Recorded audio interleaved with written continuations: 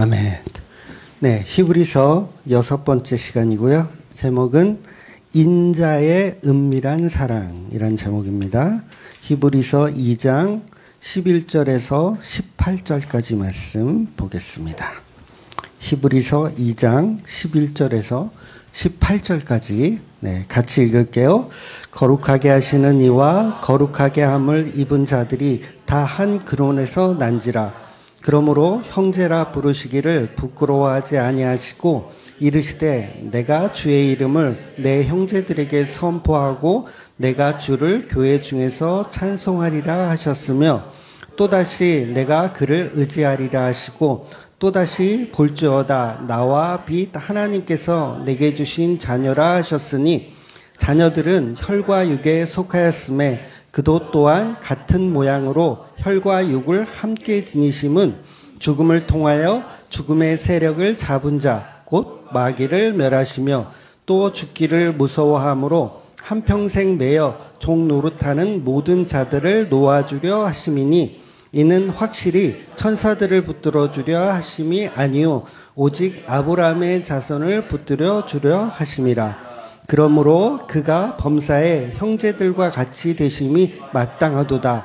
이는 하나님의 일을 자비하고 진실한 대제사장이 되어 백성의 죄를 속량하려 하심이라. 그가 시험을 받아 고난을 당하셨은즉 시험 받은 자들을 능히 도우실 수 있느니라. 아멘. 네, 본문을 우리가 읽었는데요. 지난주에 이어서 오늘 본문의 문장들이 쉬운가요? 어려운가요? 네, 어렵습니다. 쉬우신 분은 특이하신 거예요. 이 문장 자체가 굉장히 어려워요. 그런데 이제 쉽게 정리를 해드리면 이런 내용이죠. 그러니까 인자이신 예수님이 십자가에 달려서 죽으심으로 인해서 마귀의 일을 멸하셨다. 그래서 한평생 마귀의 종으로 마귀가 되어서 살아오던 저와 여러분의 죄를 예수님이 십자가로 대속해서 마귀가 되어서 살던 우리를 이제 성도로 재창조해 내셨다. 완전한 구원을 이루셨다. 그래서 예수님이 바로 제사장이다. 대제사장이다. 이렇게 본문이 이야기하는 겁니다. 쉽죠? 이 쉬운 얘기를 왜 이렇게 개역개정은 어렵게 써놨을까요? 그래서 히브리서는 예수님이 제사장이라는 표현을 해요. 히브리서는 예수님이 제사장이라는 표현. 요거는요, 굉장히 좀 독특하다고 할 수 있어요. 그러니까 히브리서만의 어떤 독특성이거든요. 왜냐하면 보통 바울이나 베드로 같은 경우는 제사장이라는 표현을 하는데 이제 우리 교회를 제사장으로 표현을 많이 해요. 그러니까 베드로가 그랬죠. 너희는 왕 같은 제사장이다. 이런 표현을 했잖아요. 너희는 왕 같은 제사장이다. 그런데 히브리서는 예수님을 제사장이라고 표현을 정말 그야말로 수십 번을 해요. 그냥 한두 번 하는 게 아니라 수십 번을 예수님 제사장이다. 제사장이다. 이렇게 얘기를 한다고요. 그래서 본문이 말하는 제사장이라는 그런 개념이 도대체 뭔가. 그래서 이 복음이 얼마나 심오한지 이 감동이 오늘 저와 여러분에게 오기를 원한다는 거예요.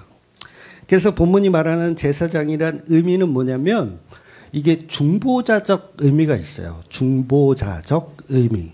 그래서 제사장은 단순히 그냥 제사를 도와주는 어떤 그런 역할. 뭐 사람들이 이렇게 돼지래. 소, 양 이렇게 끌고 오면 그 제사를 할 수 있게 이렇게 도와주는 역할이 아니라 히브리서는 그 제사장을 뭘로 보냐면 중보자로 보는 거예요. 중보자. 그러니까 중보자라는 의미는 목숨을 걸고 제사를 주관하는 사람이라는 표현을 하는 거예요. 그래서 우리가 레위기서 강해를 우리가 다 봤지만 속죄일에 이제 속죄 제사를 드리잖아요. 그럼 제사장이 짐승의 피를 가지고 어디를 들어가야 돼요?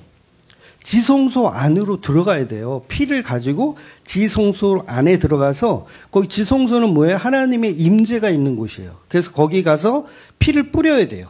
그 피를 뿌리면 이 피 뿌림으로 인해서 모든 백성의 죄가 대속되는 거예요. 그래서 속죄일이죠, 그게.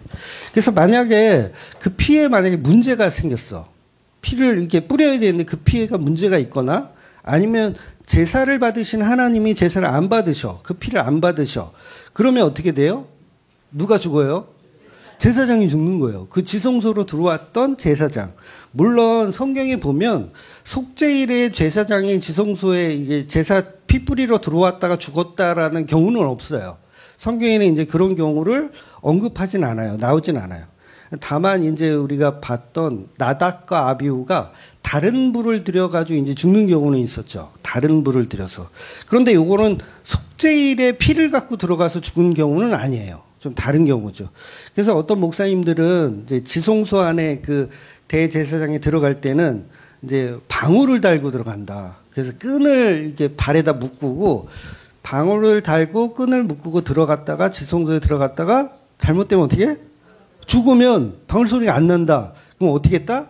이렇게 끈으로 줄줄 매가지고 끌어냈다라는 어떤 그런 스토리를 얘기하기도 하잖아요. 근데 성경에 그런 얘기가 없어요. 여러분, 그렇게 안 합니다. 그런 적이 없습니다. 그러니까 히브리서가 말하고 싶은 건 뭐냐면 예수님이 제사장이다. 어떤 제사장? 지성소에서 죽는 의미의 제사장. 그러니까 목숨을 걸고 있는 제사장이라는 거죠. 그래서 구약에서는 아무나 속죄일에만 1년에 한 번 딱 들어갈 수 있어요. 지성소에. 아무 때나 막 들어갈 수가 없어요. 그러니까 그야말로 제사장은 목숨을 걸고 그 지성소 안으로 들어가는 거예요. 만약에 다른 피를 드렸다, 잘못된 제사를 드렸다, 그럼 누가 죽는다? 제사장이 죽는 거예요. 이스라엘 백성이 죽는 게 아니에요. 제사장이 죽어요. 그래서 지성소는 함부로 들어갈 수 없는, 오직 모든 백성을 대신한 제사장만 들어가서 살거나 죽는 거예요. 즉 제사장이 죽었다면 왜 죽었다고요? 제사가 잘못된 거예요. 뭔가 잘못된 거예요. 그러니까 이게 구약에서는 이제 이렇게 표현되는 거죠. 너희가 이 책에 기록된 율법의 모든 말씀을 지켜 행하고 네 여호와를 영화롭게 하고 그 말씀을 청종하면 하나님이 어떻게 한다? 너희가 드리는 제사를 다 받아주겠다. 근데 이스라엘 백성은 그렇게 안 하잖아요. 지 마음대로 살죠. 지 마음대로 살고 제사만 드려. 그럼 누가 죽어야 돼요? 제사장이 죽어야 되는 거예요. 그래서 어느 정도로 이스라엘 백성들이 타락을 했었냐면 말라기 1장 7절 보면 이렇게 기록되고 있죠. 너희가 더러운 떡을 나의 제단에 드리고도 말하기를 우리가 어떻게 주를 더럽게 하였나이까 하는도다. 그러니까 하나님께 드리는 그 제사가 온전한 제사를 한 번도 드린 적이 없죠. 늘 더러운 제사, 더러운 떡을 하나님 잡수세요 이렇게 드렸다는 거예요. 여호와의 식탁을 경멸한다 이렇게 하나님 표현하시거든요. 그러니까 너희가 나를 경외하지 않고 제사를 엉망으로 드렸어. 그럼 누가 죽어야 돼요? 제사장이 죽는 거예요. 제사장이. 그래서 그 제사장이 누구다? 예수님이다라는 얘기를 히브리서가 하고 있는 거예요. 즉 오늘날 우리가 예배를 드린다고 하면서 이 예배를 누가 망쳐놔요? 우리가 다 망쳐놓잖아요. 예배를 드린다고 해놓고서. 그러니까 하나님의 아들인 예수님이 제사장의 모습으로 오셔서 우리가 망쳐놓은 제사 때문에 누가 죽어? 제사장이신 예수님이 죽었다예요. 죽었다. 그러니까 히브리서가 이 얘기를 하는 거예요. 그러니까 우리가 선악과를 먹고 전적으로 타락했는데 여전히 우리는 우리의 정성으로 하나님을 섬길 수 있다. 우리의 정성으로 하나님께 예배할 수 있다. 우리의 정성으로 할 수 있다. 이게 거짓 선지자들이잖아요. 그 거짓 선지자들 때문에 누가 죽었다? 예수님이 죽었다라는 얘기를 하는 거예요. 그래서 예수님에게 제사 지내라고 등 떠민 거예요. 제사장에게 우리가 지성소 들어가라고 등 떠민 거예요. 그러니까 오늘날 드리는 예배가 다 뭐예요? 예수 당신이 들어가서 죽어. 우리를 위해서. 그러니까 예배를 드린다고 해놓고 예수를 이용해서 우리의 구원을 쟁취하려고 하고 예수를 이용해서 우리의 어떤 만사 형통을 얻어내려고 하는 그 예배 때문에 예수님이 죽었어요. 죽는 거예요. 그래서 성전 휘장이 언제 찢어져요? 십자가 사건 때 찢어지잖아요. 위에서부터 아래로 찢어져 버리는 거. 그러니까 휘장이 찢어졌다는 의미는 더 이상 잼을 가져오지 마예요. 더 이상 잼을 가져오지 마. 짐승의 피 아니고 제사장의 피를 내가 이미 받았다예요. 그러니까 예수 그리스도라는 그 십자가의 피를 내가 받았다. 그러니까 더 이상 성전의 잼을 가져오지 마예요. 그래서 찢어버리는 거예요. 성전 휘장 같은 거 의미 없어. 다 찢어버리는 거. 그래서 지성소 안에서 죽으신 그 제사장, 그분이 바로 너희를 구원했다. 이것을 믿는 사람들이 온전한 제사를 드리는 것이다. 라는 완전한 복음에 대해서 히브리서가 이야기하고 있다는 거죠. 그래서 여기서 중요한 게 뭐냐면, 히브리서는 이제 지난주에도 말씀드렸지만 시편 8편을 인용해서 인자라는 표현을 해요. 인자. 이게 우리는 번역하면서 이게 한자로 그냥 했거든요. 그러니까 사람의 아들이란 뜻이에요. 인자, 사람 인자의 아들 자자, 사람의 아들. 그런데 이 사람의 아들이라는 이 뜻 자체가 원래 서신서에는 잘 사용하지 않아요. 왜냐하면 예수님은 하나님의 아들이에요, 사람의 아들이에요. 하나님의 아들이니까 당연히 서신서들은 예수를 말할 때 하나님의 아들이라고 호칭을 해요. 근데 히브리서는 본인이 인자라고 표현을 하진 않지만 시편에 있는 말씀을 끌어다가 설명을 하죠. 그럼 뭐예요? 예수님은 인자라는 게 맞다라는 얘기를 하는 거예요. 그래서 복음서에 보면 인자라는 표현이 되게 많이 나와요. 수십 번이 나와요. 근데 그 인자라는 표현을 누가 하시냐면 제자들이 하는 게 아니에요. 예수님 스스로가 나는 인자다, 나는 사람의 아들이다 라는 표현을 하는 거예요. 그러니까 이게 굉장히 복음적인 가치를 갖고 있어요. 우리는 감히 인자이신 예수님 이렇게 할 수가 없지만 예수님 스스로가 나는 인자다, 나는 하나님의 아들이다 라는 얘기를 하시는 거예요. 그러니까 이게 굉장히 놀라운 복음이거든요. 왜냐하면 예수님은 100% 신이세요. 그러면서도 또 100% 인간이에요. 이게 신학적으로 이렇게 정해놨어요, 그냥. 뭐 이거를 어떻게 설명할 수가 없으니까. 그러니까 삼위일체를 어떻게 설명할 수 없으니까 예수님은 100% 신이시며 100% 인간이다. 그래서 우리와 똑같은 몸을 가진, 그러니까 특별한 몸을 가지신 예수님이 아니에요. 예수님도 화장실 가세요? 막히면 제가 필요하실 거예요? 누가 뚫어줄 사람이 필요한 거예요? 그러니까 우리와 똑같은 몸을 가진, 육체를 가진 인자가 맞다라는 거예요. 그래서 복음서에서는 예수님이 스스로를 인자라고 수십 번 말씀하십니다. 그래서 본문 시작 11절에 보면 이렇게 나오죠. 거룩하게 함을 입은 자들이 다 한 근원에서 난지라. 그러니까 한 근원에서 나왔대요. 그러니까 사람이나 예수님이나 뭐라고? 한 근원에서 나왔다. 그러니까 한 근원, 근본, 육체가 같다. 그 얘기를 하는 거예요. 육체가 같다. 그런데 이 말은 우리가 예수님처럼 높다는 얘기가 아니에요. 한 근원에서 났다 그러니까 우리도 예수님하고 같은 레벨이네 이런 얘기를 하는 게 아니라 오히려 예수님 그 위대하신 하나님이 인간처럼 낮아지셨다. 지난주에 그 얘기 막 드렸잖아요. 계속 모기가 모기로 됐는데 모기한테 맞아 죽는 그 예수님. 그래서 이 말은 예수님이 높으신 분인데 우리와 같은 낮아진 인간이 되셨다. 그리고 스스로가 자신을 인자라고 표현하셨다는 거죠. 즉 하나님의 아들이신 예수님이 사람의 아들 인자가 되었다는 것은 마귀가 되어버린 인간의 모습과 동등하게 됐다는 거예요. 예수님 뭐가 됐다? 마귀가 되었다는 거예요. 그래서 인간은 모든 동물들한테 다 개무시를 당하잖아요. 파리 모기한테도 파리가 내 식사를 먼저 처먹고 막 저를 무시하잖아요. 그런 무시하는 인간의 모습으로 하나님이 오셨다라는 거예요. 그래서 구약 성경 보면 하나님을 경외하는 말씀이 무척 많이 나오잖아요. 그러니까 하나님 되게 위대하시죠. 위대 안 하세요? 그러니까 구약 성경에 보면 하나님이 막 이 천지를 만드시고 굉장히 위대하다는 얘기를 막 한다고요. 목사님들도 이제 시편이나 잠언을 비롯한 여러 가지 구약 성경 가지고 하나님을 경외하라. 하나님께 순종하라. 하나님은 이렇게 위대하시니까 충성 봉사하라. 하나님께 바쳐라. 하나님께 첫 것을 드려야지. 막 이러잖아요. 11조도 안 하는 인간이 그게 교인 맞냐? 그러면서.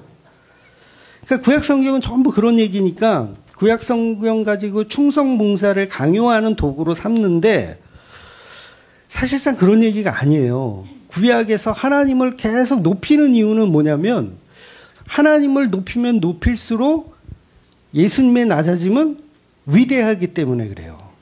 요 개념을 이해하셔야 돼요. 하나님을 높이면 높일수록 누구의 낮아짐? 예수님의 낮아짐은 더 가치가 생기는 거예요.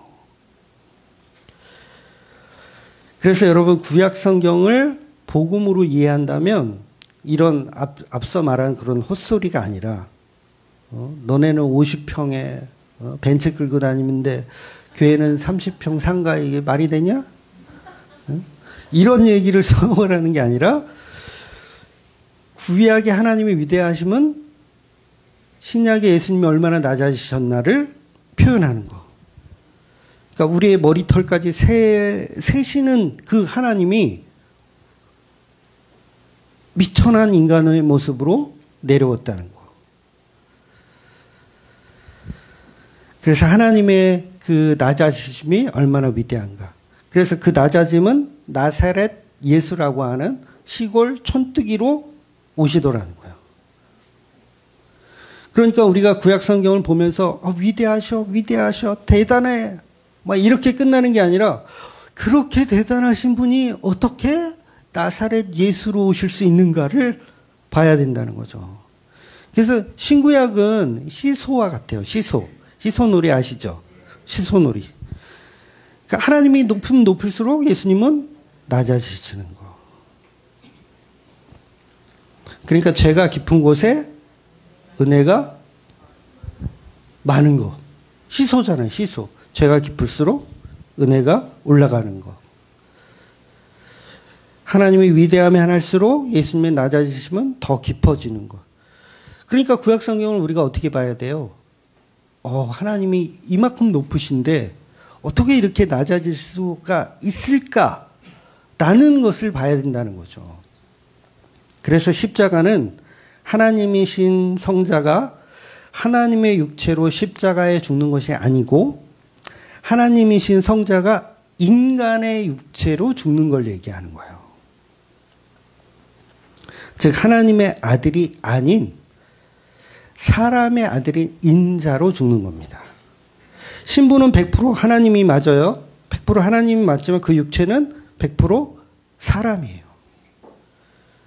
그래서 이 중요한 이야기를 이 히브리서가 1장과 2장을 거쳐서 지금 계속 설명하고 있는 겁니다.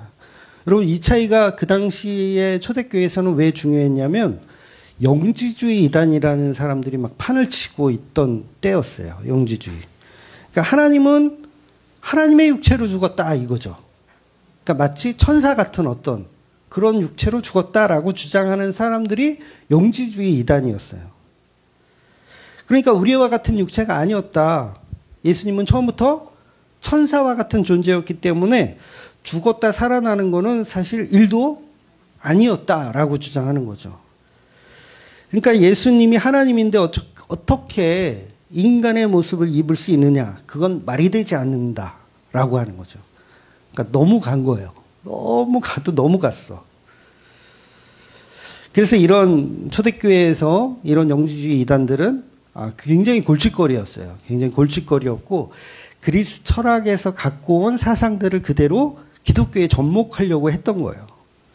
그런데 복음은 예수님이 무능력한 인간의 육체를 가지고 그 육체로 그냥 죽는 겁니다. 그래야 죄사함이 있어요. 이 개념이 조금 어려울 수 있는데 인간의 육체로 죽어야 복음이 완성됩니다. 그러니까 예수님은 하나님의 아들이기 때문에 천사의 모습으로 죽으셔가지고는 그 복음이 완성이 될 수가 없어요. 그러니까 예를 들어서 지성소에 피를 가지고 서빙을 들어와 제사장이 피를 가지고 서빙을 들어오는데 여러분 식당 가면 그 서빙하는 로봇 아세요? 그 로봇가 지성소 안으로 들어온다고 생각해 보세요. 그래가지고 그게 잘못된 예배라서 죽여야 돼 제사장을. 그랬더니 죽였더니 얘가 로봇이었어. 그러면 그게 희생 제물로 가능할까요? 절대 안 가능해요. 히브리서는 지금 그 얘기를 하는 거예요. 예수님은 성자 하나님이기 때문에 얼마든지 기적과 이적을 부릴 수도 있는 분입니다. 얼마든지 십자가에서 내려올 수도 있고요. 내려와가지고 다 끝장낼 수도 있고요. 아니면 죽은 척 했다가 죽었다가 부활도 스스로 할 수 있는 분이에요. 왜? 하나님이기 때문에 할 수도 있어요. 아무리 우리가 창으로 찌르고 해가지고 하나님이 죽어요? 안 죽어요. 그러니까 그 하나님이신 아들로 천사의 몸으로 죽어서는 복음이 이루어지지가 않는다는 이야기를 하는 거예요.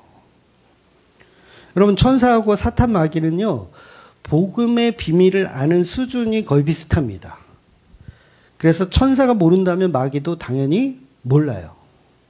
그리고 마귀가 모르는 것은 천사도 모를 가능성이 크죠. 그러니까 예를 들면 그날과 그때는 천사도 모르고 마귀도 모르는 거예요. 그런데 뭘 알아요? 그날이 올 거라는 거에 대해서는 알고 있어요. 천사나 마귀도. 그래서 예수님이 십자가에 죽고 부활하신 그 사실, 이미 예수님은 제자들에게도 말씀을 하셨습니다. 그래서 지식적으로는 천사도 알고 마귀도 알고 제자들도 다 알아요. 근데 뭐를 모르는 거예요? 그걸 믿지 않고 있는 거예요. 그런데 중요한 것은 뭐냐면 천사와 악마가 십자가의 부활에 관해서 모르고 있었는데 무엇에 대해서 모르고 있었냐? 그 십자가에 죽은 예수가 어떤 예수인지에 관해서는 모르고 있는 거예요. 무슨 말이냐면 하나님의 아들로 죽는 예수인가 아니면 인자, 사람의 아들로 죽는 예수인가, 요거를 천사나 마귀는 몰랐던 거예요. 그러니까 이 두 가지 개념 때문에 서로 부활의 해석이 달라지게 되는 겁니다. 그래서 2단도 나오고 3단도 나오는 거거든요. 근데 지금의 한국교회도 이 부분을 확실하게 이해하고 있는 목사님 제가 봤을 땐 별로 못 본 것 같아요.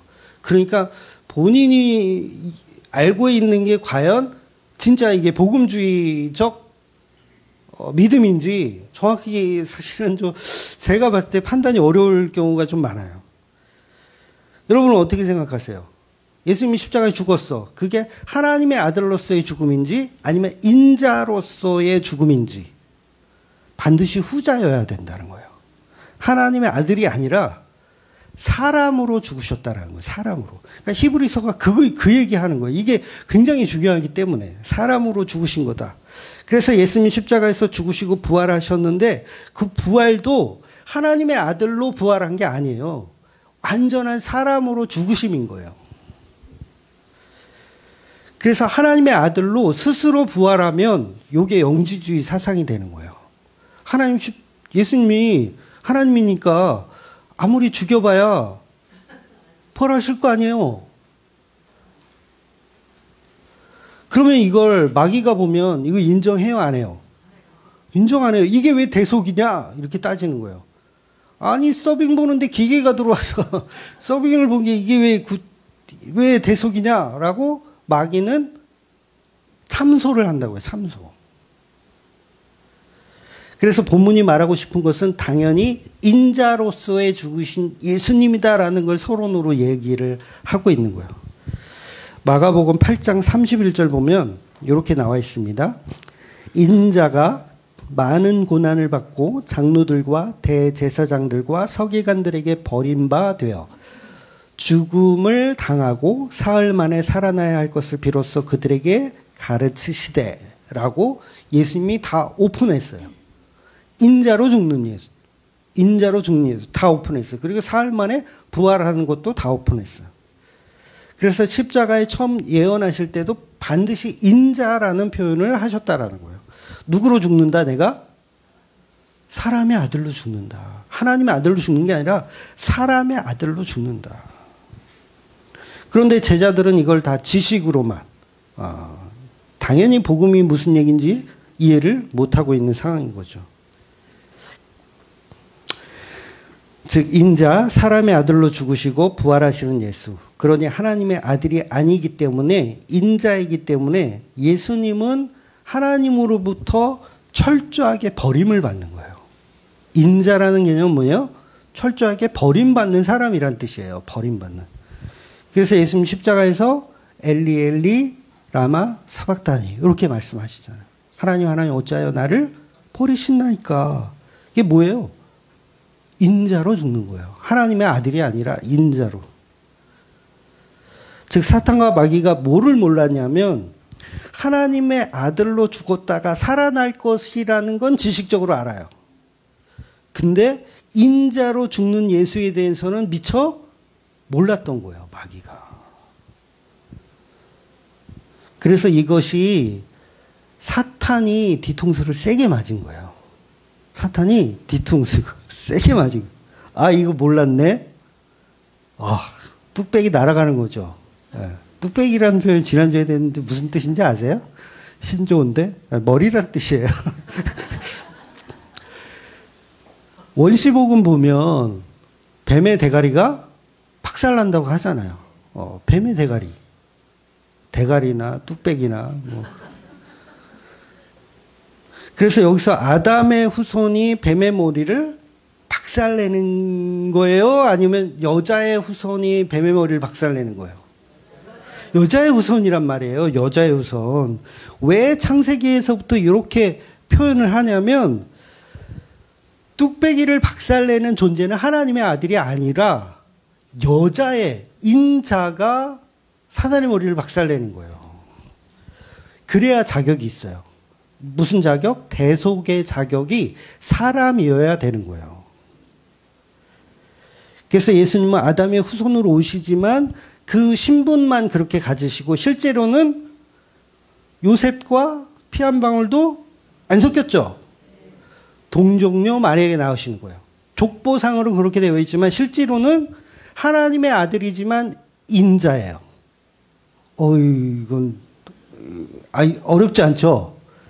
족보상으로 보면 하나님의 아들인데 물리적으로 보면 하나님의 아들이 아니라 사람의 아들이에요. 마리아라고 하는 사람의 아들이라고요. 천주교 정신 차려야 돼요. 마리아라고 하는 사람의 아들. 그래서 예수님은요, 여자로 죽는 거예요. 이걸 다른 말로 하면 예수는 마귀가 되어서 죽는 거예요. 인자, 사람, 마귀 되어서 죽는 거예요. 어떤 사람? 죄가 있는 사람처럼 죽는 거예요. 그래야지 그게 대속의 능력이 있어요.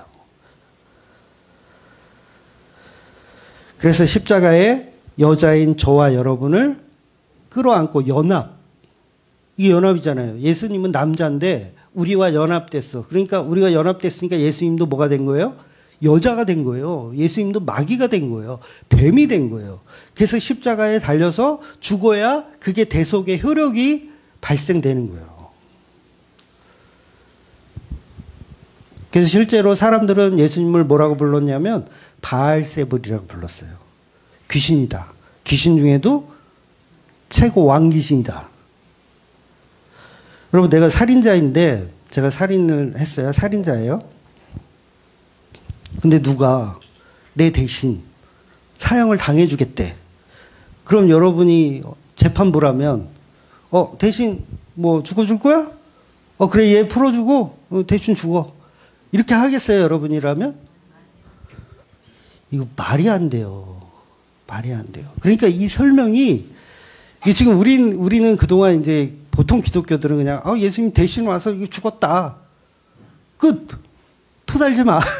예수님 대신 와서 죽었다. 근데 누구는 토달 수 있어요. 마귀들은 토달 수 있어요. 그게 왜 대신 말이 되느냐? 말 안 돼. 왜? 대속이란 개념 자체가 저와 여러분에게만 이해가 되지 마귀들한테는 전혀 인정이 안 돼요. 그러니까 이게 이런 개념이에요. 119 구조대원으로 예수를 믿는다면 그게 가능하겠죠. 119 구조대원은 대신해서 막 구해주고 죽을 수 있잖아요.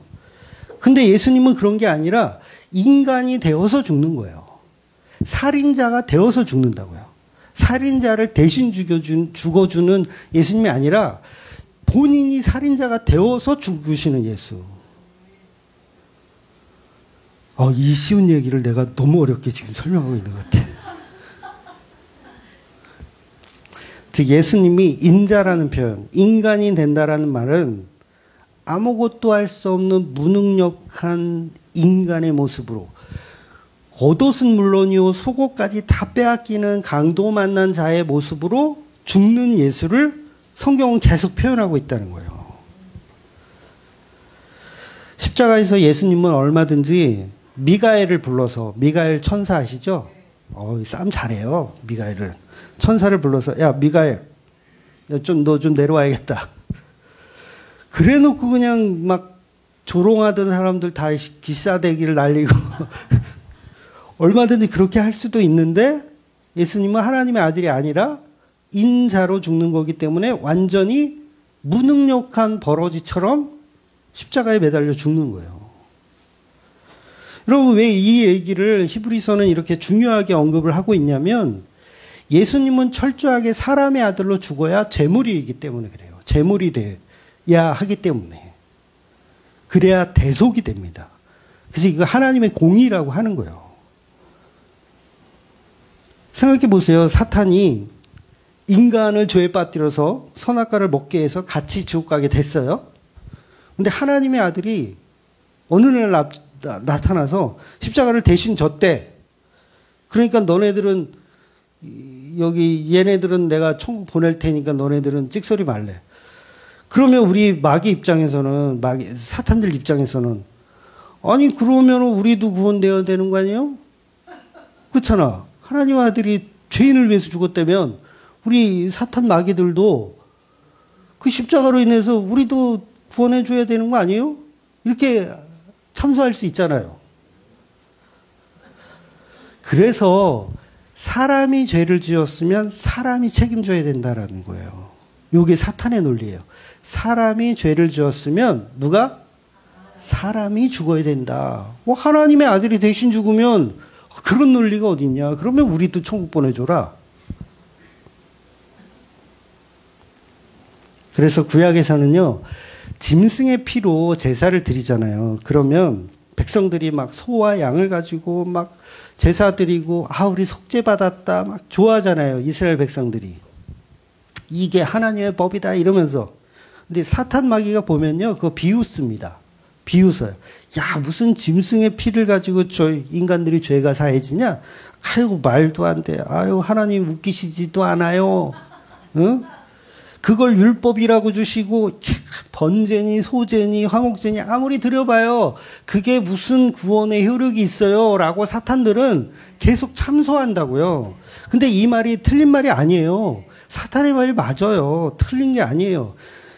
짐승의 피가 어떻게 인간을 구원해? 그게 누구야? 어떻게 대속이 돼? 여러분, 우리는 이 논리에 너무 오랜 시간 빠져 있었어요. 누가 나를 대신해서 죽으면 되는 줄 알아. 내가 살인자인데 누가 와서 대신 죽어주면 나 구원받는 걸로 알아요. 이런 논리가 어디 있어요. 그래서 바리새인들이 성전에서 제사 드리고 막 온갖 속죄를 하고 막 그러면 사탄은 그거 보고 비웃는 거예요. 비웃는 거. 아이고 이것들 내 종들. 너네 그거 백날 드려봐야 너는 나랑 같이 지옥 가는 거야. 그러고 참소하고 있다고요. 근데 그걸 모르는 바리새인들은 열심히 하는 거예요. 누구의 종이 되어서? 마귀의 종이 되어서. 마치 그게 구원이 있는 듯. 오늘날의 교회들도 똑같아요. 마치 예수님은 나의 대속주. 그러니까 예배 드려주고 헌금 내드리고 그러면 자기는 철석같이 구원받는다라고 착각하고 있는 거예요. 그 자체가 마귀의 종이 되어 있는 거예요. 마귀의 종이.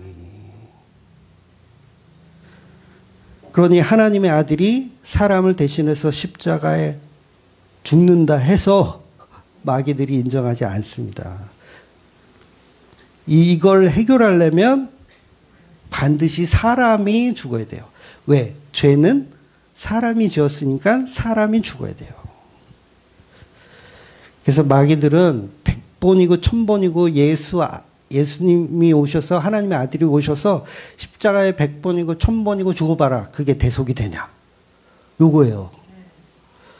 그러니까 사탄은 얼마든지 십자가에 죽이는 거예요. 얼마든지 100번이고 1000번이고 와봐. 내가 계속 죽여줄게. 그게 그 인간들을 구원할 수 있는 논리가 아니니까. 여러분, 아담이 하와의 선악과를 먹잖아요. 하와가 건넨 선악과를 먹잖아요. 그럼 어떻게 됩니까? 같이 죽는 거예요. 그게 대속이 돼요? 그게 무슨 대속이 돼요? 같이 죽는 거예요. 그러니까 마귀는 그거예요. 하나님의 아들 아무리 계속 와봐. 계속 같이 죽는 거예요, 그냥. 같이 죽는 거. 그래서 사탄은 예수님을 얼마든지 죽여도 된다라고 생각한 거예요. 왜냐하면 대속의 기능 없다. 그래서 예수를 십자가에 매달아 죽입니다. 부활하면 더 좋아요. 부활하면 더 좋다고. 사탄의 입장에서 예수를 십자가에 죽였더니 부활해. 더 좋아. 왜? 자기가 하나님의 아들이면 증명한 거잖아. 자기가 하나님임을 증명한 거잖아. 얼마든지 부활해. 이거예요. 봐라. 너는 하나님의 아들로 죽었잖아. 사탄은 이거예요. 근데 예수님 뭐예요? 나는 사람의 아들로 죽는 거. 그래서 예수님의 부활은 예수님의 능력이다 아니다. 예수님 능력이 아니에요. 철저하게 버림받음이에요.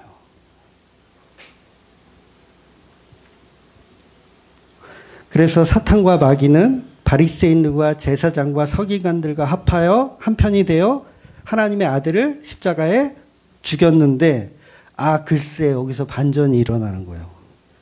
하나님의 아들로 죽은 것이 아니라 사람의 아들로 죽으시더라는 거죠. 그래서 인자로 죽으신 예수님 때문에 마귀의 대가리가 부셔지는 거예요. 즉 사람이 죄를 감당했으니 죄사함이 일어나는 거예요. 하나님의 아들이 죽었으면 죄사함이 일어날 수가 없는데 사람의 아들이 죽었더니 죄사함이 일어나는 거예요. 그러면 마귀는 또 그러겠죠. 야, 사람이 죽었으면 이게 어떻게 대속이 되느냐. 또 이럴 거예요. 참소. 이게 무슨 의미냐면 사람은 누구나 죄인이기 때문에 대속의 능력이 없다라고 생각해요. 근데 성경은 명확하게 예수님은 인자이지만 유일하게 뭐가 없다? 죄가 없으신 분이에요. 그래서 동정녀가 필요했던 거예요. 이해가 되세요? 남자의 씨를 받지 않은 동정녀. 그래서 베드로전서 2장 2절에 보면 이렇게 표현합니다. 그는 죄를 범하지 아니하시고 그 입에 거짓도 없으며. 인간 중에서 유일하게 뭐가 없다? 죄가 없는 인간. 사탄이 이제 할 말이 없어요. 인간이 인간의 죄를 대속했으니까. 그것도 죄가 없으니까. 로마서 8장 3절 혹시 있나요? 네. 없어? 네. 제가 또박또박 읽어드리겠습니다. 로마서 8장 3절. 율법이 육신으로 말미암아 연약하여 할 수 없는 그것을 하나님은 하시나니 곧 죄로 말미암아 자기 아들을 죄 있는 육신의 모양으로 보내어 육신의 죄를 정하사. 여기서 중요한 포인트가 있죠. 자기 아들을 죄 있는 육신의 모양으로 보내사. 죄가 있는 육신의 모양으로 보냈대요. 그러니까 100% 인자로 보내신 거예요. 하나님의 아들로 보낸 게 아니라 인자로. 그래서 그 앞절 8장 1절에는 또 어떤 이야기가 있냐면 그러므로 이제 그리스도 예수 안에 있는 자에게 결코 정죄함이 없나니 이는 그리스도 예수 안에 있는 생명의 성령의 법이 죄와 사망의 법에서 너를 해방하였습니다. 그러니까 죄와 사망의 법에서 우리를 해방했는데 그 해방은 자기 아들을 죄 있는 육신의 모습으로 보냈기 때문이래요. 하나님의 아들로 보낸 게 아니라 뭘로 보냈다? 죄인된 육신의처럼 보냈다. 대속의 능력이에요, 이게. 그래서 이걸 여자의 후손이라고 하는 거예요. 아담의 후손이 아니라 여자의 후손. 그래서 여자의 후손만이 십자가로 인해서 그 죄를 대속할 수가 있는 거예요. 사단의 머리를 박살낼 수 있는 거예요.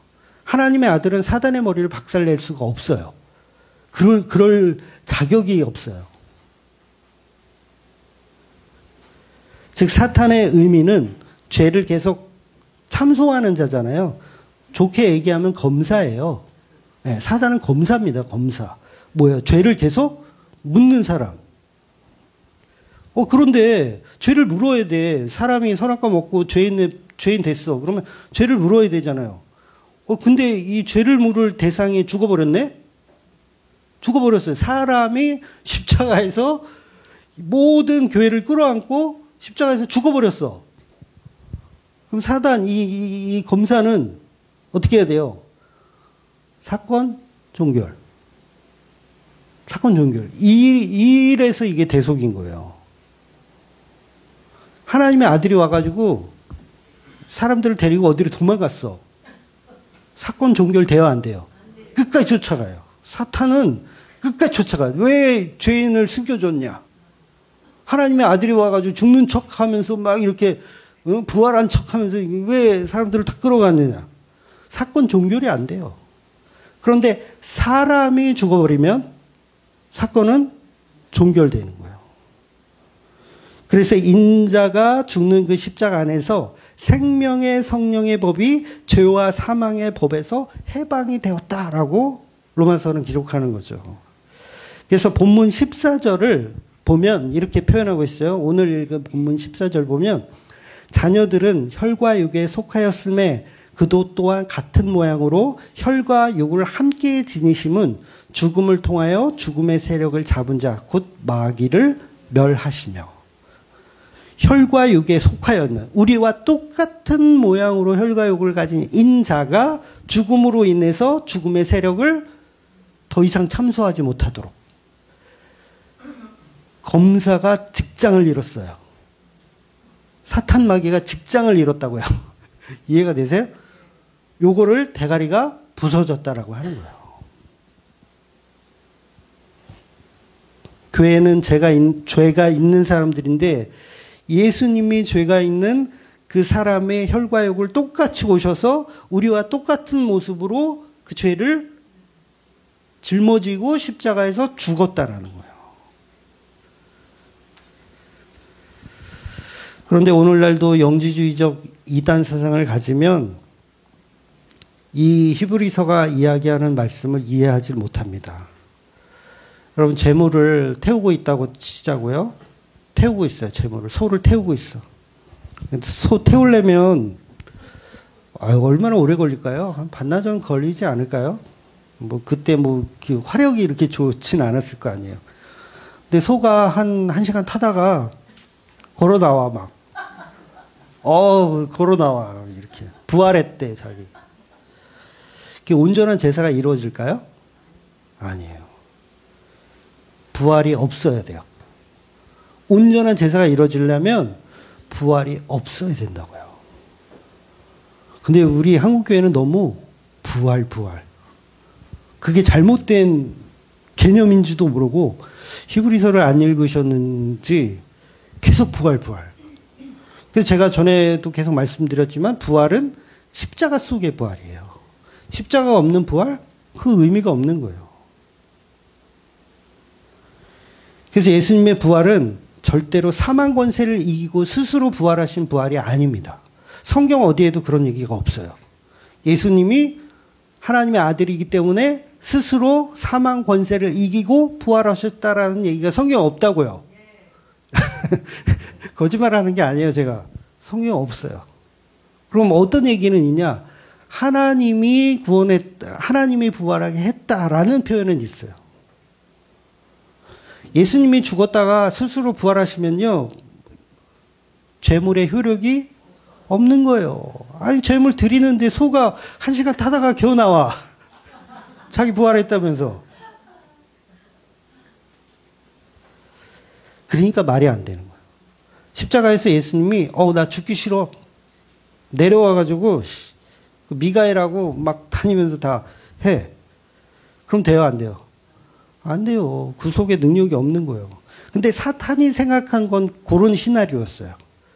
이렇게 하면 예수가 자기 정체를 드러내겠지. 십자가에 내려와서 사람들을 막 혼내겠지. 십자가에 죽었어도 부활을 스스로 하겠지. 요게 사단의 생각인 거예요. 그래서 너에게 대항하는 것들을 예수, 당신에게 대항하는 것들을 어떻게 해라? 다시 계엄령으로 다 죽여라. 이렇게 참소를 했다고. 근데 예수님 그렇게 해요? 안 해요. 군대 다 모여, 미가엘 다 모여, 계엄령이야. 요게 사탄이 생각한 시나리오였는데 예수님은 그냥 십자가에 완전한 인간으로 아무런 능력도 없는 하나님의 아들이 아닌 그냥 사람의 아들로 죽더라는 거예요. 그래서 부활은 예수님의 스스로의 능력이 아니라 성부와 아버지와 성령 하나님의 능력이라는 거예요. 그래서 예수님 죽으실 때 그러잖아요. 내 영혼을 아버지께 맡겨드립니다. 자기가 스스로 부활할 거면 그런 얘기 왜 해요? 제가 할 거 다 했습니다. 제가 이제 스스로 부활할게요. 이렇게 해야 되는데 내 영혼을 아버지께 맡겨. 그러니까 내가 부활하고 안 하고 나는 내가 하지 않겠다라는 거죠. 내 영혼을 아버지께 맡겨드립니다. 나는 십자가에 죽는 것까지 여기까지가 내가 할 일입니다예요. 그래서 예수님이 사역을 시작하실 때 굉장히 중요한 사건 하나가 있어요. 그게 뭐냐면 마귀의 시험이에요. 마귀의 시험. 그러니까 마귀의 시험은 뭐였냐면 네가 사람의 아들이냐, 사람의 아들이냐, 하나님의 아들이냐예요. 그거 테스트한 거예요. 네가 인자이냐, 하나님의 아들이냐. 왜 뜬금없이 예수님이 아니 사탄에게 시험을 받고 마귀에게 성경에도 그러잖아요. 하나님은 누구에도 시험을 받지 않으신다. 그런데 복음서에는 다 나온단 말이에요. 예수님이 사역을 시작할 때 마귀의 시험을 받아요. 근데 그 시험은요, 여러분 오해하시면 안 되는데 성령님의 시험입니다. 마귀의 시험이 아니라 성령님의 시험. 그래서 마태복음 4장 1장에 보면 이렇게 표현해요. 그때 예수께서 성령에게 이끌려온 마귀에게 시험을 받으러 광야로 가사. 누구에게 이끌려? 성령. 그러니까 성령님이 누구한테 갖다 준 거예요? 마귀한테 갖다 준 거예요. 테스트하라고. 무슨 테스트? 이 예수가 자기가 인간으로 생각하고 있는지 아니면 여전히 하나님의 아들로 생각하고 있는지를 테스트하는 거예요. 근데 막 하나님의 아들로 막 하면 테스트 통과해요? 안 통과해요? 그건 땡탈락, 땡탈락. 철저한 인간으로 보여줘야 돼요. 그래서 성령께서 그걸 테스트하신 거예요. 그래서 목사님들은 이 세 가지 시험을 가지고 단순히 그냥 돈, 명예, 권력 이 이야기로 풀어서 예수님처럼 우리도 돈, 명예, 권력 추구하지 말고 예수님을 본받아서 세 가지 시험을 우리도 이기는 그런 교훈으로 삼읍시다. 전부 이러고 설교하시잖아요. 근데 그런 얘기가 아니라 너가 하나님의 아들로 죽을 하나님의 아들인데 사람의 아들로 죽을 준비가 되었느냐를 질문하는 거예요. 완전한 무능력자가 되었느냐. 그래서 첫 번째 시험이 뭐예요? 돌을 떡으로 만들어 먹어라. 예수님은요, 돌을 떡으로 만드는 건요, 정말 식은 죽 먹기예요. 왜? 하나님의 아들이시기 때문에. 아니, 배고픈데, 아니, 그거 돌멩이 떡으로 만드는 건 일도 아니에요. 그런데 예수님은 철저하게 인간이에요. 할 수 있어요, 없어요? 못한다고 하시는 거예요. 나는 못한다. 야, 씨야, 하나님의 말씀을 먹어야지. 무슨 소리야. 나는 못해. 그러니까 사람은 하나님의 말씀으로 사는 거잖아. 나 지금 사람이야. 나 못해. 나머지 두 가지 시험도 맥락이 똑같아요. 성전에서 뛰어내리면 천사들이 호의해 줄 것이다. 예수님 뛰어내려요? 안 뛰어내려요? 안 뛰어내려요. 왜? 자신은 인간이기 때문에. 그러니까 십자가에 달렸을 때도 천사들한테 물론 성경의 기록은 없지만 아무도 나서지 마. 분명히 말씀하셨을 거예요. 아무도 나서지 마. 이미 천사들에게 지시도 해놨을 거예요. 근데 예를 들어서 미가엘이 충성심이 있잖아. 나는 절대 예수를 십자가에 죽게 내버려 둘 수 없다. 나와 같이 응? 나와 같이 저 예수를 구출하러 갈 천사들은 나를 따르라. 막 이러고 미가엘이 막 천사를 데리고 십자가 현장에 막 왔다. 예수님 구출 작전하러 왔습니다. 막 이러면 예수는 뭐라 그럴까요? 그 미가엘한테 사단아 내 뒤로 물러서라. 너는 하나님의 일을 하나님의 계획을 다 망치는 사탄 마귀구나 라고 호통을 치셨을 거예요. 왜냐하면 베드로가 그랬거든요. 십자가를 가로막으며 그럴 일은 없습니다. 제가 지켜드리겠습니다. 그래서 세 번째 시험에서 마귀에게 이제 자기한테 절하면 천하만국을 주겠다라는 표현을 하잖아요. 근데 이 마귀의 질문이 굉장히 독특한데 뭐냐면 이 천하만국은 원래 예수 당신의 것입니다라는 표현이 먼저 나와요. 이 천하만국은 원래 당신 것입니다. 당신이 천지를 만드신 분이니까 이거 원래 당신 것인데 이걸 잠깐 저한테 맡겼습니다. 이거 다시 돌려드릴게요. 이렇게 질문하는 거예요. 천하만국을 다 보여주며 이거 원래 당신 것인데 저한테 맡겼으니 제가 다시 돌려드리겠습니다. 그러면 예수님이 내가 하나님의 아들이다라고 인정만 하면 그거 다시 돌려드리겠다라는 거예요. 근데 예수님 뭐라 그래요? 야 무슨 개소리냐.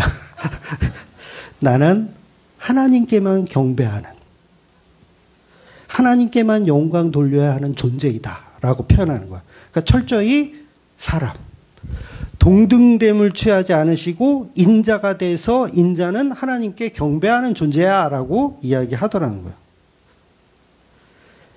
자신은 성김과 영광을 받는 하나님의 위치, 하나님의 아들의 자리가 아니라 그 십자가에서 무능력하게 죽는 인자의 모습으로 죽을 준비가 되었다. 그래서 예수님의 시험은 합격이에요. 합격. 이것이 바로 지난주 앞절에서 설명드렸던 죽음을 맛보려 하심이라 선악과를 맛보려 하심이라 그것이 준비되었는가요. 타락하지 않은 신의 아들이 사람이 되어서 타락한 여자가 건네준 선악과를 맛보는 것. 이것을 먹으면 죽게 되는 사람의 아들로 먹은 것이죠. 바로 십자가의 사랑 방식을 계속 설명합니다. 그래서 아담은 하와가 건네준 선악과를 먹었지만 죄를 사하여주지 못해요. 그냥 에덴 동산을 같이 쫓겨나는 거예요. 같이 죽는 거예요. 그런데 두 번째 아담인 예수님은 그 여자가 건네준 선악과를 먹고 그 여자의 죄를 사해 줄 수 있는 능력이 있는 거예요. 왜냐하면 사람으로 여자의 후손으로 가셨기 때문에. 그렇기 때문에 여자의 후손인 예수님만이 마귀의 일을 멸할 수 있는 겁니다. 그래서 우리가 원래 머리가 이게 마귀의 머리였잖아요. 마귀의 머리였는데 이거를 박살을 내고 인자이신 예수님 박살을 내고 여기다 뭘 끼워요? 예수님의 머리를 끼워주시는 거예요. 이게 교회죠. 그래서 사도 바울은 우리가 다 예수님의 몸된 교회라고 이야기하는 거예요. 우리의 머리는 오직 예수님 뿐이다. 그래서 선악과 먹는 날엔 정령 죽으리라 했잖아요. 정령 죽으리라. 반드시 죽어야 돼요.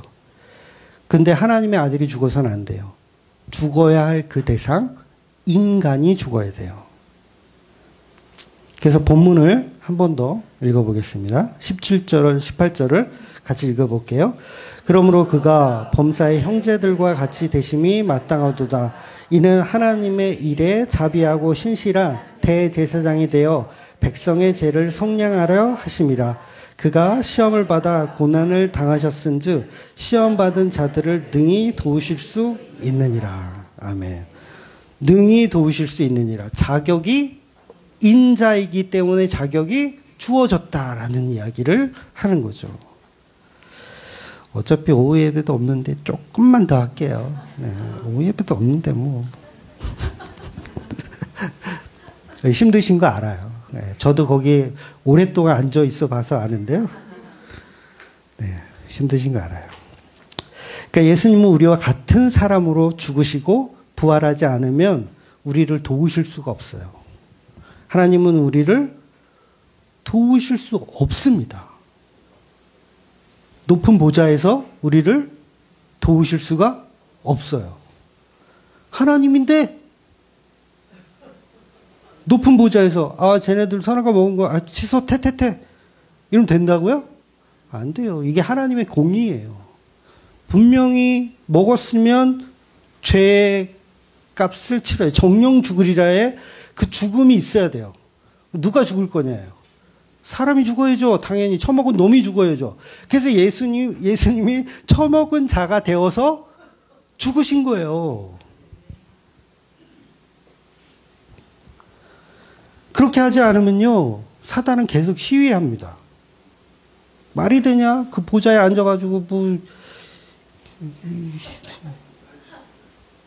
앉아가지고 계엄령 한다고 되냐? 죄송해요. 제가 원래 정치적인 얘기는 안 하는데 하도 이슈가 크니까. 네. 그래서 우리와 같은 죄인이 되어야지만 죄물이 될 수 있는 거.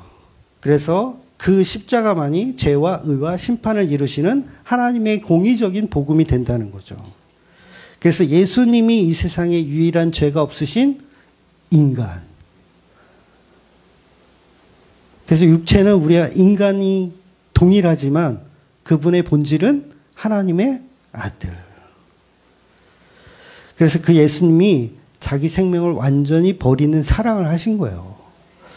그러니까 이게 중요한 거예요. 잠시 십자가에서 사랑하는 척 하신 것도 아니고 어차피 죽으면 좀 이따 부활할 거니까 잠시 6시간만 버텨보지 라는 사랑이 아니라고요. 내가 없어지는 거예요. 내가 죽는 거예요. 소멸되는 거예요. 없어지지만 나는 저 여자들을 사랑해. 저 교회를 사랑해. 하고 십자가에 달렸다라는 거죠. 그래서 예수님이 요한복음 15장 13절에 이런 말씀하셨어요. 사람이 친구를 위하여 자기 목숨을 버리면 이보다 더 큰 사랑은 없나니. 여러분 이거 교훈이 아니에요. 성경은 단 한마디도 교훈이 없어요. 너희들은 서로 사랑해. 이렇게 살아. 이게 아니라 예수님은 자기가 하신 일에 관한 이야기를 복음으로 이야기하고 있는 거예요. 사람이 친구를 위하여 자기 목숨을 버리면 이보다 큰 사랑이 없는 그 사랑을 내가 했다라는 이야기. 그래서 너희는 내가 명하는 대로 행하면 곧 나의 친구라. 명하는 대로 행하면 그 얘기가 뭐예요? 그 십자가만이 진리임을 믿는 사람이 나의 친구다. 라는 거예요. 그러니까 이 말씀 보면서 친구를 사랑하래. 내 돈 떼먹고 도망간 새끼 사랑해야지. 이런 교훈을 주는 게 아니라고요. 성경은. 그러니까 뭘 발견해야 돼요? 십자가에 무기력해 죽은 그 예수가 나의 친구구나. 근데 그 사랑은 자기 생명을 내어주는 사랑을 했구나. 그런데 우리가 멍청하게도 그 예수님을 이용해서 그냥 복이나 받으려고 하고 예수님이 왕이 되시면 한 자리에 주세요 하고 이러고 있으니 그 무능력하게 죽은 예수에 관해서 전혀 알지 못하고 있는 거예요. 그래서 이 엄청난 인자의 사람의 아들인 그 인자의 은밀한 사랑을 정말 믿어지시는 그리고 그게 감동으로 오시는 저와 여러분이 되시기를 주의 이름으로 축원드리겠습니다. 네, 기도하겠습니다.